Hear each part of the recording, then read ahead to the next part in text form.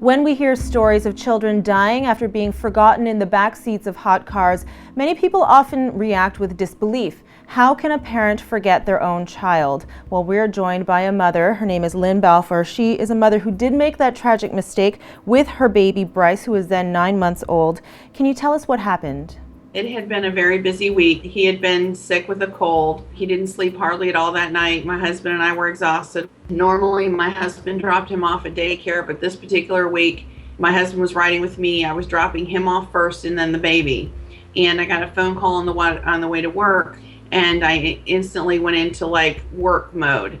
And I got to work, got out of the car, and went in, not realizing that I accidentally forgot to drop him off at daycare. And so then what happened? How did you find him? The babysitter called me that morning. We had no safety mechanism in place in case he didn't show up.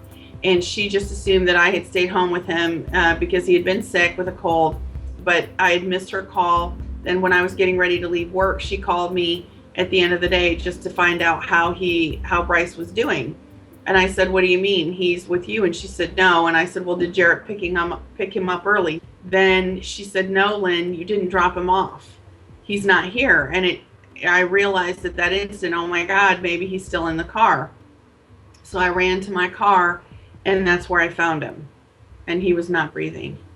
So you have made it your mission to speak about this as much as you can so that you can inform other parents. And I'm sure you're aware that people judge you for having made this mistake. So what makes you keep going? Because I made a promise to my son when I held him in the hospital for the last time to make sure that his death would not be for nothing. That as many parents as I could reach, grandparents, aunts and uncles, anyone who would listen, would understand that it can absolutely happen to them. Society puts a priority on what we forget, not the brain. So if you can forget your cell phone, if you've ever forgotten your purse, if you've ever forgotten anything that you needed to take care of or do, you can absolutely forget your child. We talk about baby-proofing our homes. Everyone nowadays, you buy all of the mechanisms and all of the safety gate and all the things that we can do, even alarms on our pool systems, in order to make sure that if there's a ripple in the water, we're alerted. But we do not baby-proof our vehicles.